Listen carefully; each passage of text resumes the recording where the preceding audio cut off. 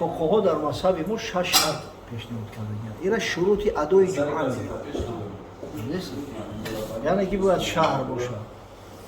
همون مسجد در شهر یا اطراف شهر باشه. یا دههای کلونه که به شهر هم داشته باشه. نگن که این نماز فقط برای قومی معین فلانی نداید. یگان شخصی بالغ عاقل این نماز منع کرده نشود. خب چهارمش وقتی زوال باشه یعنی وقتی پیشین باشه. پیش وقتی پیشین خوندش نمیشود. یا بعد گذشتن وقتی پیشین در وقتی عصر خوندش نمیشود. پنجم حتما باید که انا خطبه داشته باشه. به خطبه نماز جمعه درست نمیشود. و نهایت ششمش جماعت قطعی شود. یک کس به کس خوندن نمیتونه. اگر در مذهب ما جماعت بسیار سبب گرفتگیان میگن غیر امام لااقل 3 شخصی بالغ عاقل باشه در نماز. آدمایی که به بلاغت رسیدگیان دیوانه نیست یگان تشمش به عقل مرده کن غیر امام لااقل میخواد باشه با جماعت میشه نماز جمعه. البته در دهات بیشتر در جایی که نمی شرط شهر اطراف شهر نیست قشلاق کلون نیست به خاطر آنکه خوف می‌رود که یکی از شرط‌های ادای جماعت ساقط شده است اندستی میگن که وقتی که فرض جمعه را خونده اما فرض احتیاطی را مخونه. فرض احتیاطی یعنی فرض وقتی فرض پیشین. او فرض احتیاطی که میخونن اون بوم میدویده در پیشین. او فرض احتیاطی که میخونن او فرض یعنی پیشین وقتی است. برای چی احتیاطی میگن؟ برای اون که اگر خدای نکرده نماز جمعه درست نشود همین فرض خوندگی مقصد عزیمت سوقی چید فرض وقتی را تا ادا کرد. همدستی همین مسئله در بعضی ها اختلاف میکنن میگن که آخه با جمعت باوری نداری چی با میخونی اگه آیا در عبادت شک شبهه داشته باشه عبادت درست میشود؟ فراموش میکنن اینجا شک در خود عبادت نیست در اصل عبادت نیست شک در شروط ادای عبادت است. خیلی فرق داره در شرط های ادا که آیا همون شرط های ادا واقع شدیان یا نشدیان. اما به هر وجه صورت اگر ما بود و کسی خون خطیش دعوا و جنجال نکنه این اشکال نداره. ایرا همه فقهای خود ما از جمله همین شیخ الهند محمد عبدالحی لکنوی حتی میگه در شهرها را همین عمل مستحسن خوبه. شهر نما چی برسه با دهاتی که خوی نخوی یک چند شرطش ساقط میشود. این خیلی جواب فرض احتیاطی خودت میگه اونم اصلا فرض وقتیه یعنی فرض پیشین. او را پیش از جمعه خونده نمیشود. جای او بعد جمعه نماز جمعه را میخونن بعد فرض احتیاطی. بعد فرض احتیاطی را در مذهب ما جماعت نمیکنن. تنهاش میخونن. بله. خدا حفظت کنه.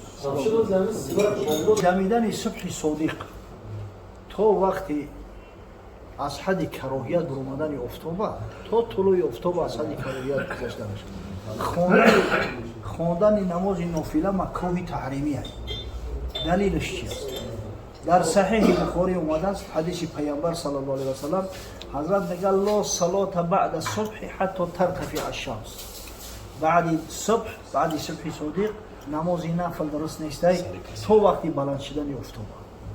برای همین نه نماز شکر وضو نه نماز تحیه مسجد نه یگان نماز دیگر نمازهای نافله درست نمیشه. قضا میشه درست میشه. برای قضا فرق است. انا یک کار شخصی که مثلا فرض و سنت هر دشه قضا کرده است فرض و سنت هر دشه قضا کرده تو 12 نه اقلا تو 10 تکن 12 یعنی تو وقتی قیام اگر خون اول سنت چه میخونه و بعد فرض شد. فقط فرض قضایی نیت میکنه قضا شدگی.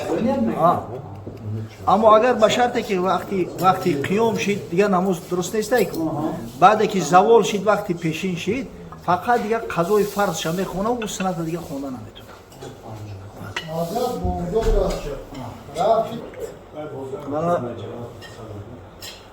اگر به شرطی که در مسجد اومدی سنتت خوندگی نیست جماعت خونده همه اگر فکت بچو تب اتفاقی علما خوندن نماز سنت در خونه اولوتر است.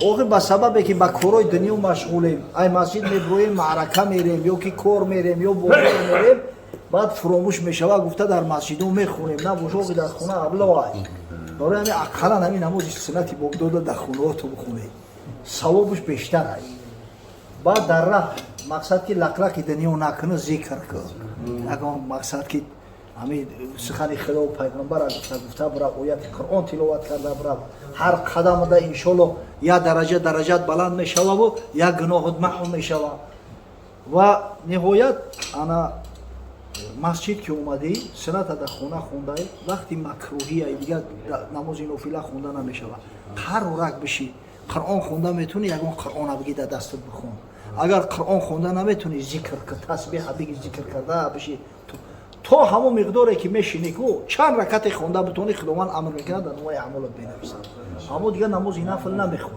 نه تحیه نه شکر وضوئی چی نمیخونی خب بالفرض فراموش کردی در خونه خونده نتونستی یا یگان رای دور اومدی اما خیلی بسیار میشوه کوی طریق رو حالتهای میشوه که مثلا نخونده سنت در مسجد که در اومدی قبل از ادای فرض در یگان گوشهکش سنت ها بخونی حتی وقت دیدی که امام خونده است نمازا اگر همین راستشو تا بگی نماز پیش امام پیش سلام دایرو کرده میتونی اقلا در قاعده اخیر دایروش کرده بتونی اول در یک گوشهک برای نماز سنت بخون با اختلاف کن برای چی برای که شیخین امام اعظم ابو حنیفه و این شیخین مقصد شیخین در فقه در مذهب امام اعظم ابو حنیفه و امام ابو یوسف میگن که وقتی فرضی بمداد خوندی خلاص دیگه حق خوندن سند نداری او سند برای طرف نفل مطلق میشوه در این وقت خوندن نفل مکروه های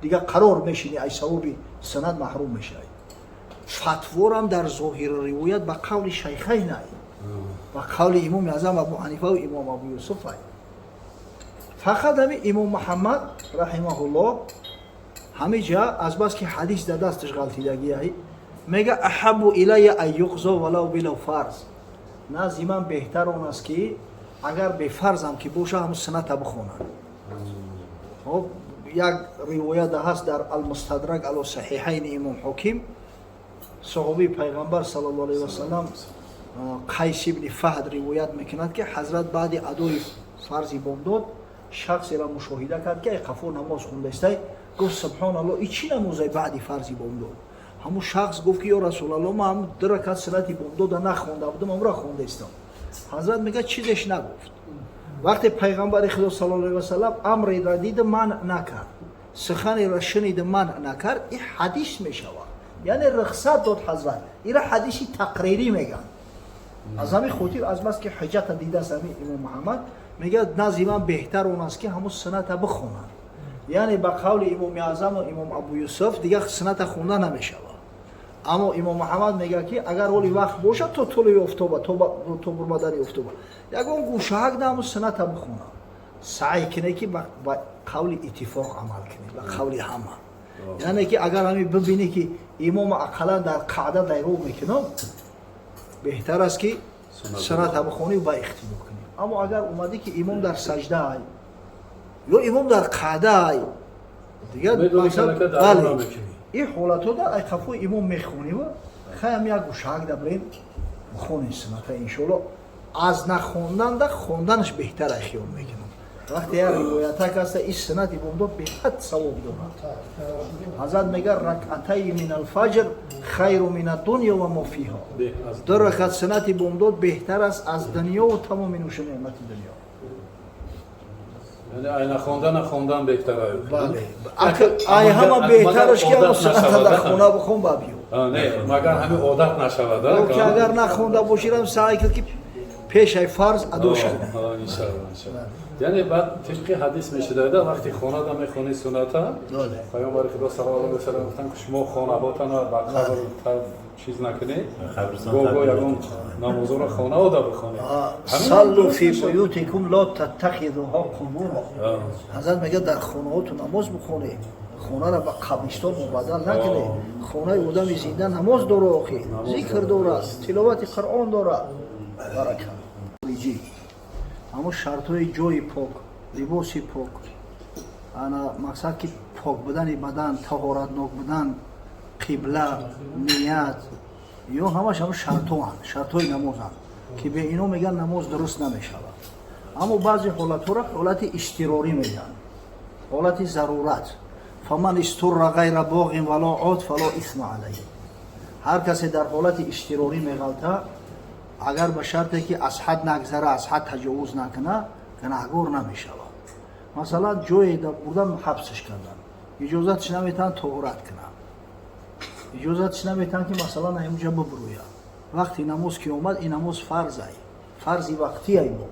این الصلاة کانت علی المؤمنین کتابا موقوتا.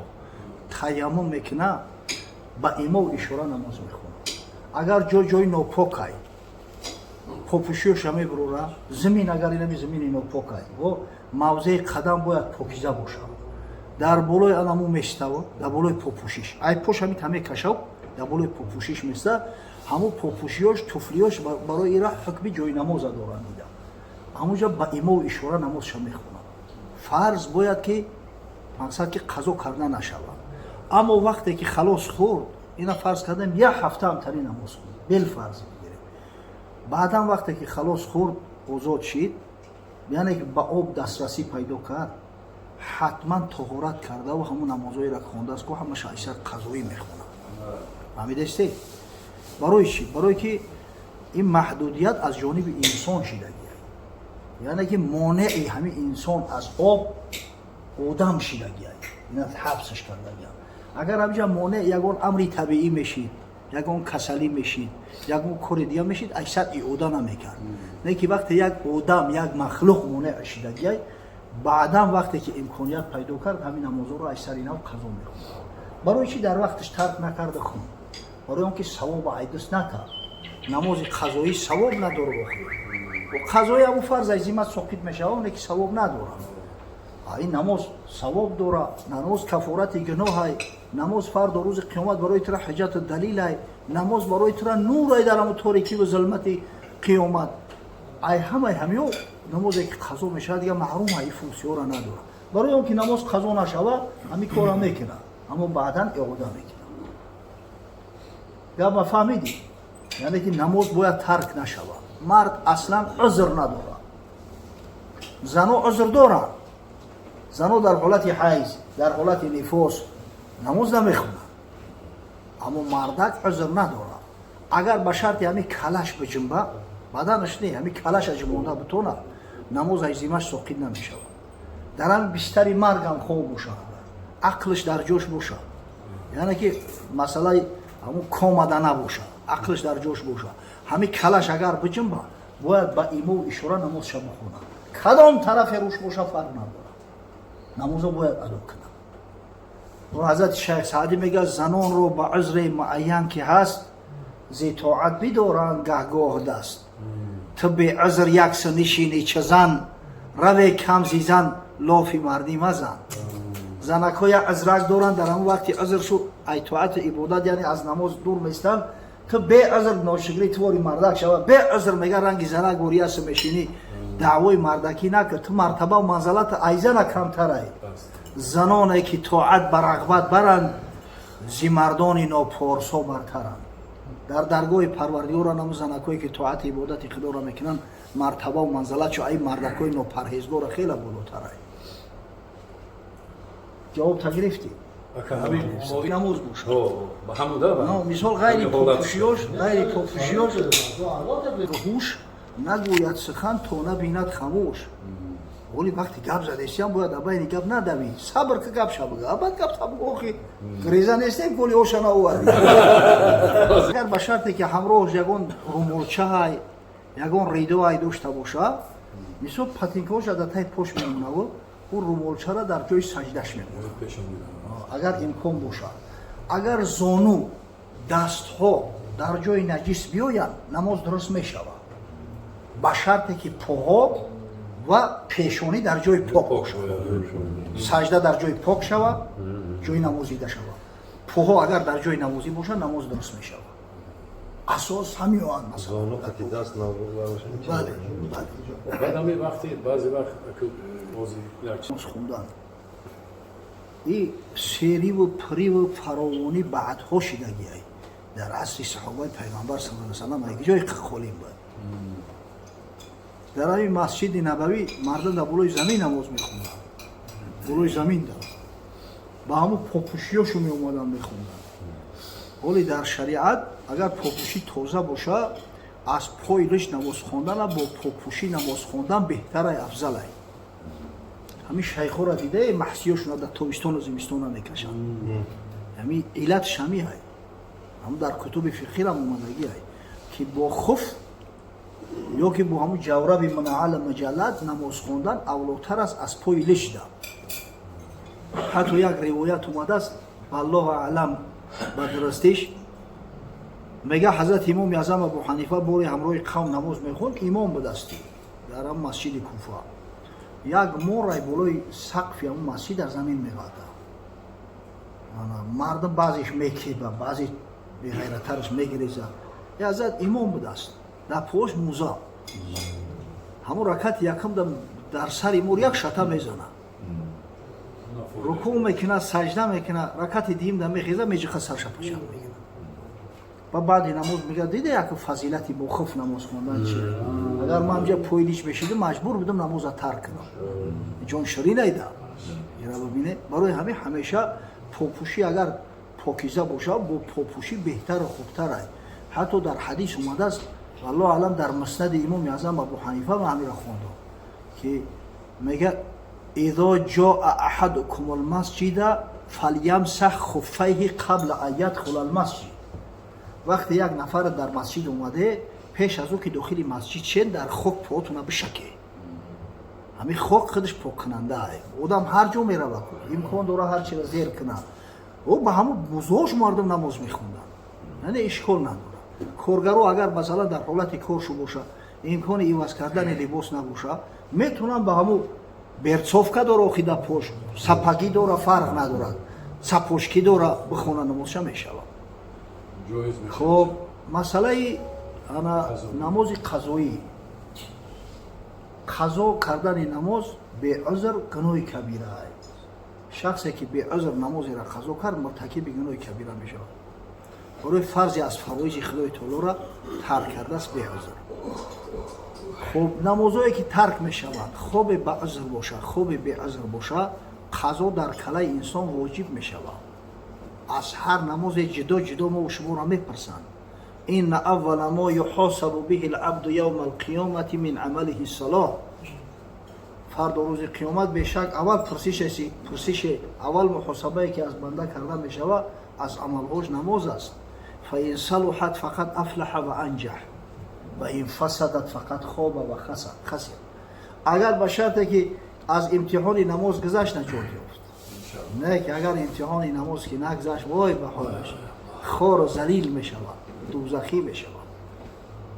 بعد در دوم میگه فإن انتقص من الصلاة الشیء، اگر از نماز چیز نقصان شد، خدای بزرگ میگفته است که انظروا هل عبدی من تطوع، نگاه کنید بنده من نمازهای زیادی داره، نمازهای نافله داره، بگیری همون قضیه هم نقصانک را محکم کنید. خوانده شدن نماز قضایی از پیغمبر صلی الله علیه و سلم ثابت است صراحتاً.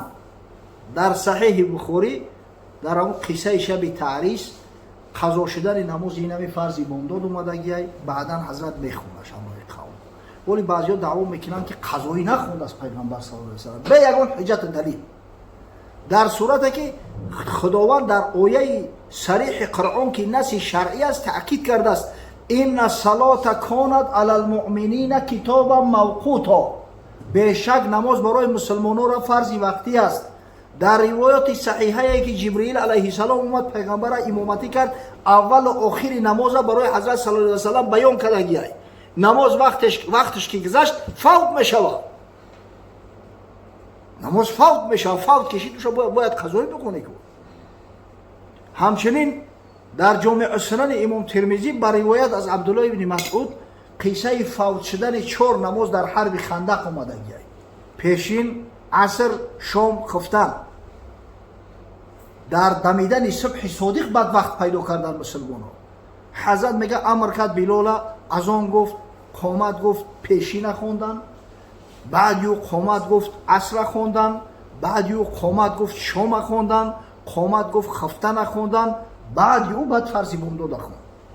آخه یک سوتکه گذشته است، اون نماز وقتش بر وقت گذشتگی، اون نماز دیگه نمازی وقتی نیست کو. برای این جای شک شبهه نداره. نماز وقتی قضایش خوندن میشود. خب وقتی که نماز قضایی را خوندی، اویا همون گناه عظیمت ساقط میشود. آدم وقتی نماز قضا کرد، به عذر وقتی نماز قضا کرد، مرتکب یک گناه نه دو گناه میشود. مرتکب دو گناه میشود. یکمش فرض خدا را نخوند، دومش در وقت اداش نکرد. وقتی که قضا خوندی فرض عظیمت انمو گناه ساقط شد. همه که فرض خدا را نخوند دیده کلت قرض بود، قرض ادا کردی، اما گناه دیگه‌اش که او هم گناه کبیره در وقتش ادا نکردی، این فرض وقتیه که او در کلت نمیمونه.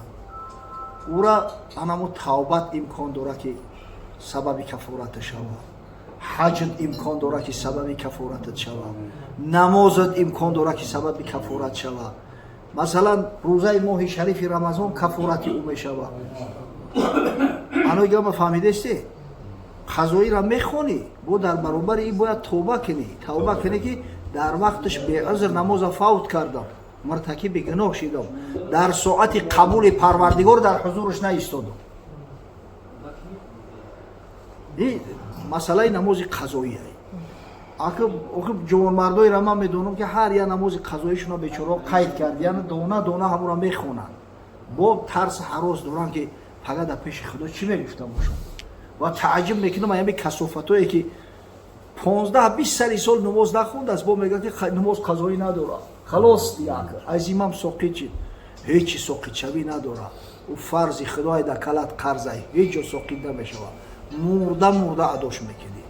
ولی صاحب کتاب فیض الباری میگن که حج کفارت گناه ها است.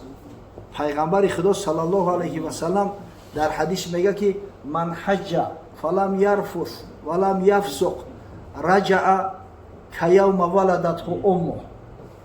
رجع عن ذنوبه کیوم ولدته امه. کسی که حج خدا را خانه خدا را میکنه، بعد یو دست به فسق و فجور نمیزنه، از همین فسق و فجور دوری میکنه، این مثل شخصی میشود که مقصد که تمام گناهاش بخشیده شده است، نه وای مادر تولد شدگی.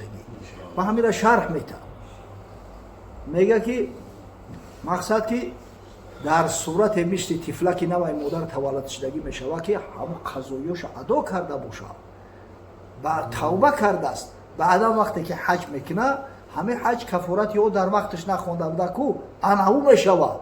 ایتنه که او نماز پیست شود به همین حج، به همین خلاص نه، او هر یک شب مرده میخونه، او در کلت فرض است.